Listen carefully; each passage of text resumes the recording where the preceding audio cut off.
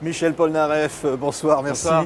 L'amiral est là. L'amiral est là, Le les public, moussaillons sont là. Les moussaillons sont là-bas. Ouais. Et c'est extraordinaire, on est à Bercy. Il y a 25 000 personnes qui attendent de l'autre côté.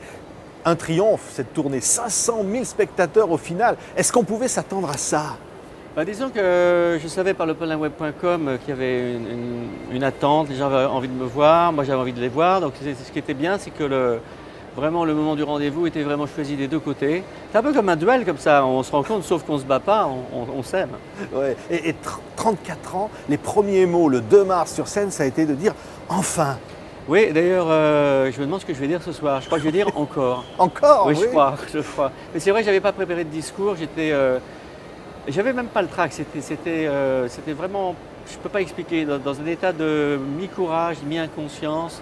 Et en plus, ce qui était merveilleux, c'était de voir en fait que le public, quelque part, j'avais l'impression que le public avait le trac pour moi. Il se disait, qu'est-ce qui va se passer? Il va tenir le coup, il va tenir le coup, en fait, mais j'ai tenu le coup, eux aussi, c'est vraiment une aventure extraordinaire.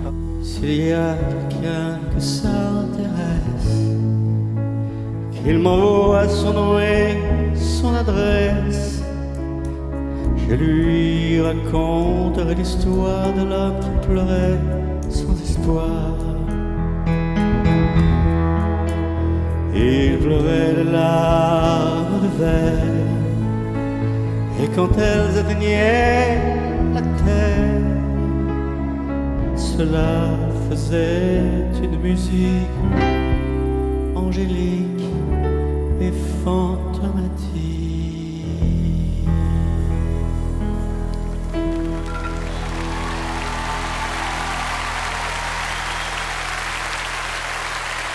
Je crois que vous dites souvent « le public a toujours raison ». Toujours. Hein? Toujours. Et là, c'est le public qui vous porte maintenant. On a l'impression qu'il vous dit maintenant, on vous tient, Michel. Hein? On vous lâche plus, là. Hein? Non, c'est un peu ça. C'est vrai que je pense que le public, en tout cas, le public se trompe de temps en temps. On se trompe tous de temps en temps, mais sur une longueur de temps, je crois que quand même, on se trompe rarement. Ouais, mais comment vous avez ressenti cet amour? Parce que vraiment, il faut parler d'amour. 34 ans, et vous avez vécu des choses parfois très difficiles dans votre vie. Ça vous a toujours suivi? C'est-à-dire qu'il y a des gens qui aimaient votre musique, qui étaient là? Disons que mon moyen de communication était évidemment la musique. Bon, il y a eu quelques bas et hauts dans ma vie, comme dans la vie de tout le monde. Ce que je trouve très réconfortant actuellement, c'est que je me suis aperçu d'ailleurs que dans ma relation avec le public, bien sûr la musique est importante, mais pas seulement la musique. Disons que le public qui voit quelqu'un qui a passé à travers des difficultés et qui les a surmontées se dit mais pourquoi moi je ne peux pas en faire autant, si lui a pu le faire, moi je peux le faire. Donc c'est quelque chose qui me touche beaucoup de voir qu'en fait il y a des gens qui s'inspirent de ce qu'on pourrait appeler mon courage, ma survie, on peut mettre tous les mots qu'on veut, et qui se disent mais s'il peut le faire, moi aussi. Et Michel, il y a la toile, c'est ça qui est incroyable. Les moussaillons, Polnaweb. Et là, vous avez senti finalement des choses qui se passaient dans le cœur de ceux qui vous aiment. Quand j'étais en Californie, j'ai créé le polnaweb.com en 96, je crois. Donc c'était un des premiers sites de chanteurs qui existaient au monde. Et au jour d'aujourd'hui, c'est un véritable phénomène social. Vous verrez tout à l'heure, je dis est-ce qu'il y a des moussaillons dans la salle? Et là, vous avez une nuée de moussaillons qui sont donc les habitués du polnaweb.com où je suis moi l'amiral. Il y a un mur où chacun peut écrire. Il y a un mur où chacun peut écrire et c'est devenu vraiment un moyen de communication absolument unique. C'est un véritable phénomène social, le polnaweb.com. Ah, je sens qu'il y a des moussaillons dans la salle. L'amiral vous salue. Et l'idée du retour, parce qu'on dit Michel, il disparaît, il réapparaît. Le mythe Polnareff, ça comment on le ressent quand on est Michel Polnareff comme vous? Disons, je dis souvent, moi j'avais écrit un livre dans lequel j'expliquais qu'il y a Michel et qu'il y a Polnareff. C'est deux entités. Le mec va se dire, oh là, c'est schizo, les trucs, pas du tout. Je veux dire, il y a... Moi, je veux dire, ce que je suis dans la vie, moi, dans la vie, je suis Michel. Et disons que ce que je fais entendre, ma musique, c'est Polnareff, c'est celui qu'on approche moins facilement, disons. Ouais. Et aujourd'hui, on a l'impression que vous avez trouvé le public et l'amour, parce que l'amour, c'est Daniela, c'est ces images extraordinaires de vie que vous offrez aussi à votre public. C'est-à-dire que je crois que le public est heureux de me voir heureux pour les raisons que je disais avant. C'est-à-dire que si lui peut être heureux après tout ce qui s'est passé, moi aussi. Je crois qu'effectivement, mon aventure à Daniela est quelque chose qui que le public partage avec moi et il est heureux de me voir heureux. Et alors, ça veut dire qu'il a fallu finalement raconter toutes ces chansons qui racontent aussi notre vie. Hein, c'est 26 chansons sur scène, je crois, Michel. Hein. Oui, alors évidemment, ça commence par Je suis un homme. Hein, on pense à ces années difficiles, hein, de galère, on pourrait dire, en pensant à une chanson de votre père d'ailleurs. Oui, effectivement, vous êtes bien renseigné, oui, le galérien, effectivement. Oui, du coup, j'ai pas quitté le domaine maritime puisque je suis l'amiral du Polnaweb, donc on reste dans les mêmes eaux. Ouais. C'est-à-dire de cette époque où finalement il y avait des gens qui pouvaient monter sur scène, vous prendre les couilles, c'est vrai, ça s'est vraiment produit, et puis dire je vais écrire une chanson pour leur répondre. Oui, ils sont vraiment allés vérifier, oui, ils sont venus de très près. Effectivement, il y a eu pas mal d'incidents, il y a eu des cassages de gueule sur scène. Maintenant, tout ça heureusement est du passé. Et bon, il faut toujours tout transformer, tout ce qui est négatif, il faut le transformer en positif. Et je crois que c'est ce que je suis en train de réussir actuellement. Ouais, et la chanson, elle est là, de même que L'amour avec toi, parce que ça aussi, c'était quand même une forme de provocation. On dit Michel Polnareff, il a coloré une époque qui était en noir et blanc. Vous avez mis de la couleur finalement sur une époque. Je ne sais pas de qui est la formule, mais elle est belle en tout cas. Je pense de toute façon m'être toujours exprimé d'une façon quand on trouvait que je faisais de la provocation, je faisais de la provocation parce que je pensais que c'était ce qu'il fallait faire, quoique pour moi c'était pas de la provocation, c'était une façon de m'exprimer, bon, qui pour les autres était de la provocation, mais je crois que c'est une provocation qui a aidé beaucoup de monde à se libérer eux-mêmes de certains tabous. Ouais. Et alors au-delà de tout ça, il y a des chansons mythiques, le Bal des Las, qu'on vous transformez maintenant sur scène. Hein, c'est-à-dire que quand on a les virtuoses que j'ai autour de moi, ce serait vraiment pas très gentil de pas montrer leur talent. Je veux dire, Tony McAlpine dans le Bal des Las fait un solo complètement hallucinant. Tony McAlpine est un grand guitariste. Bonnie Brunel est un grand bassiste. Dick Smith, Brad Cole, Freddie Fox, et tout ça. Je veux dire, c'est des musiciens complètement extraordinaires. Et c'était intéressant pour moi de mettre d'autres arrangements sur des mélodies qui sont quand même restées intactes au-dessus. Ouais. Et alors évidemment Love Me, Please Love Me, ce sont des chansons. Ça, je m'en occupe moi-même. Ouais. Là, avec le piano comme ça, qui rappelle quand même que tout vient de la musique. Parce que vous aviez dit en revenant sur scène comme ça, j'ai dit moi, ça va être d'abord l'échange avec la musique. Oui, parce que on a commencé, c'est-à-dire que ce qu'on voit là, moi je l'ai vu sur plan. C'est la scène là. Ça, c'est là on est derrière. Là, ouais.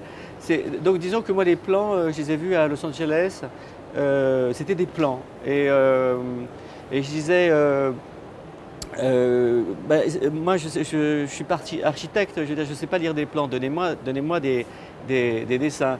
Donc Alain Longchamp qui a fait ces dessins, je lui dis écoute, quand tu veux écouter une musique de moi, est-ce que je te donne une portée musicale? Non, tu entends une chanson, il ne me donne pas des plans, j'y comprends rien du tout. Donc comme j'ai senti que j'avais pas tout à fait le contrôle et que je ne me rendais pas compte de la réalité de ce décor, j'ai dit écoutez, moi je m'occupe de la partie musicale et si le décor ne me peut pas, il n'y en aura pas. Et la musique suffira. Donc je savais moi que ma musique serait parfaite. Avec les musiciens que j'ai, elle ne pouvait pas être autrement. Et en plus, depuis, j'ai découvert le décor dans lequel on est très bien. Donc, il y a des moments d'émotion extraordinaires dans ce spectacle. Et dans quelques minutes encore sur cette scène, il y a ces lunettes que vous portez, Michel, qui sont sur scène aussi, comme ça, comme un symbole. Hein. On voit les vidéos, finalement, on voit à travers votre regard, à travers ces lunettes, on communique avec vous. Ah oui, c'est vrai qu'il y a pas mal de gens qui me demandent pourquoi je porte toujours ces lunettes alors que l'opération des yeux a réussi. L'opération des yeux a parfaitement réussi, mais mes yeux sont toujours fragiles. Et en plus, je crois qu'on veut qu'on sache que c'est moi qui suis là sur scène, donc elles font partie de la griffe, elles font partie du symbole, de la symbolique Polnareff, et elles font partie de ma vie. Parce que vous êtes revenu de tout, parce qu'on se dit évidemment l'opération des yeux, vous avez retrouvé la vue, après être resté plus de 900 jours dans une chambre d'hôtel, vous avez tout connu. Et finalement l'espoir, parce qu'il y a une chanson, par exemple, Lettre à France, c'est une histoire d'amour, quand vous aviez dû quitter la France dans des conditions difficiles, victime d'un escroc, ça veut dire que les chansons, elles restent comme ça pour dire des moments où on a cru quand même. Oui, enfin, disons que Lettre à France, par exemple, est une chanson dans laquelle je et mon je, c'est moi. Il y a d'autres chansons où le je est le jeu de n'importe qui, mais en l'occurrence, dans Lettre à France, c'est réellement autobiographique et c'est vraiment un message sur un coup de cafard et un mal du pays. Ouais. De toutes les images du présent et du passé qui reviennent, parce que c'est un spectacle qui nous renvoie à notre passé. Quand on repense, on dit finalement l'affiche par exemple de Polnareff Révolution, elle est dans les musées maintenant. Ouais. Hein, Ouais, c'est ouais. drôle quand même. Est-ce que vous êtes retrouvé au tribunal à cause de ça? Je me suis retrouvé en correctionnel, oui, oui, absolument. Ouais, oui, j'avais eu l'idée de faire ce truc-là parce que je voulais faire de la publicité pour mon spectacle à l'époque à l'Olympia et je pensais que ça ferait du bruit et ça fait beaucoup plus de bruit que je pensais et pas dans la bonne direction. Ouais. Ophélie, Flagrant délit, Ouais. c'est la dernière chanson, il y en a d'autres sur scène, des inédites. Ouais. Tout ça nous fait évidemment retrouver l'univers de Michel et avec ce côté onirique, comme ça créatif, on a l'impression que vous ne cessez d'imaginer des mélodies, des images et toutes les influences finalement qui viennent en vous. Hein. Oui, c'est-à-dire là dernièrement, le public a dû se dire tiens, Michel il doit être un petit peu en panne, etc. Parce que comme il y a des compilations sur compilations qui sont sorties, etc. Et ils se sont dit tiens, bon, Michel peut-être qu'il a plus l'inspiration. C'est totalement faux. En fait, j'avais des problèmes avec la maison de disques. Je les ai plus parce que j'ai changé de maison de disques.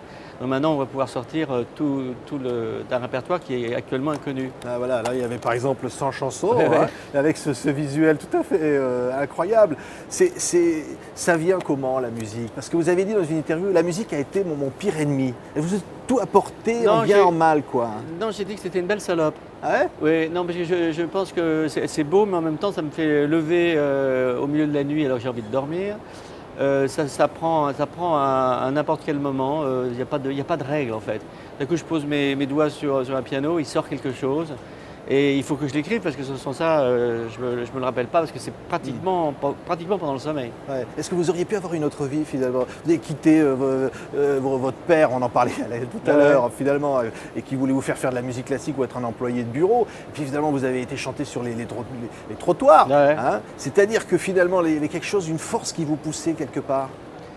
Je sais pas, ça c'est, je sais pas pourquoi j'ai fait je peux pas appeler ça métier, c'est pas un métier, c'est autre chose, c'est une mission, je crois, quelque part.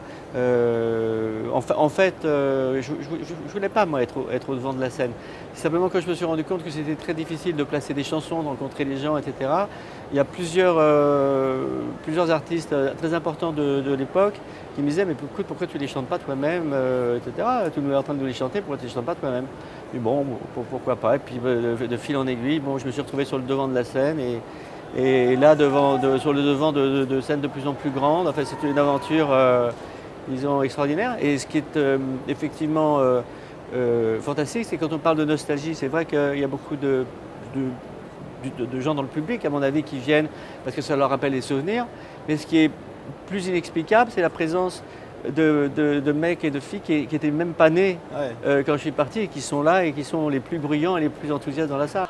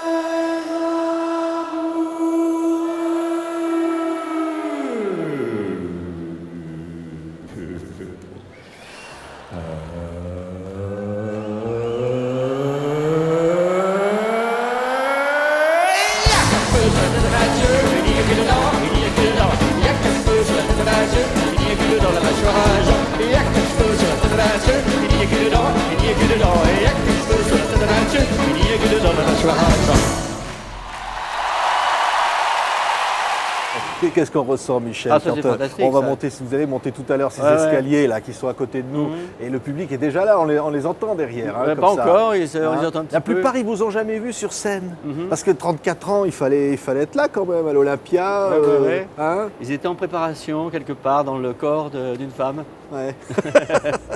Mais quand vous êtes parti dans ces conditions-là, on parlait de cette chanson tout à l'heure, vous avez dit j'ai été cocu finalement. Vous êtes sur une chanson d'amour pour la France, c'était comme pour une femme finalement. Non, c'est pas ça. C'est-à-dire que Là, ce vous que j'ai venez de prouver que c'est pas vrai, quoi. Non, ce que j'ai très mal vécu, c'est de devoir partir de France en étant escroqué, trompé, et j'avais l'impression de ne pas avoir été protégé par mon pays contre les gens qui m'avaient escroqué. Donc je suis parti très très en colère. Je voulais vraiment, c'est vrai, je voulais plus entendre parler de la France. Et c'est là où j'ai découvert toute ma période américaine. Ouais. Mais il y en a qui disaient il ne viendra pas sur scène. Il y en a qui disaient mais Paul Naref il est ingérable. Quand il était jeune, il faisait de la moto dans sa chambre, quoi. Ouais, c'est pas quelque chose qui me ferait peur de le faire maintenant. On a dit tellement de choses. Allez, vous verrez, je le mentionne dans la troisième ou quatrième chanson. Vous verrez où je parle, on dit Paul Naref il viendra pas, Paul Naref il ne sait plus chanter, Paul Naref il ne peut plus monter la voix, il ne peut plus ça, il peut plus ça, il peut plus ça, il peut plus ça. Eh ben je peux tout ça et voilà. Ouais. Et donc, vous êtes toujours aussi heureux et on a l'impression que c'est une nouvelle vie qui commence. Je suis non seulement heureux, mais je suis heureux de pouvoir le partager avec autant de monde. C'est une expérience. On parle de Bercy, on ne parle pas de la province. On fait une tournée en province où on emmène exactement le même spectacle qu'à Paris, ce qui est assez rare. Peu d'artistes le font. Et moi, j'ai tenu à ce que la province ne se sente pas du tout parent pauvre et on emmène exact même spectacle partout. Ouais. Et la société que vous dénonciez un peu à l'époque, aujourd'hui, vous la trouvez comment? Vous trouvez que Bah, les gens, ça a changé? C'est-à-dire que c'est actuellement une période vraiment merveilleuse. Je veux dire, j'arrive dans les restaurants, les gens se lèvent, m'applaudissent, machin, un truc, c'est très étonnant. Je veux dire, c'est vraiment un amour national extraordinaire qu'on ressent et à Paris et en province, comme je vous disais. Et c'est tellement agréable de voir qu'on a apporté tellement de bonheur. Là, j'ai eu un break de 3 semaines où je me sentais vraiment inutile. Je me dis, je ne sers à rien, j'emmène du bonheur à personne, sauf évidemment à Daniela. Il y aura plus de breaks qui vont durer. Il y aura plus de breaks qui vont durer 34 ans, Michel. 34 ans, non. 34 ans, non. Vraiment, c'est vraiment, je veux dire, le retour de l'amour que j'amène est vraiment étonnant. Merci Michel Polnareff. Okay, c'est un immense bonheur et surtout ce mot enfin. On vous le redit parce que nous aussi on l'a pensé, on s'est dit enfin. Okay, et vous êtes là et bientôt sur scène avec le public qui vous aime. Merci beaucoup.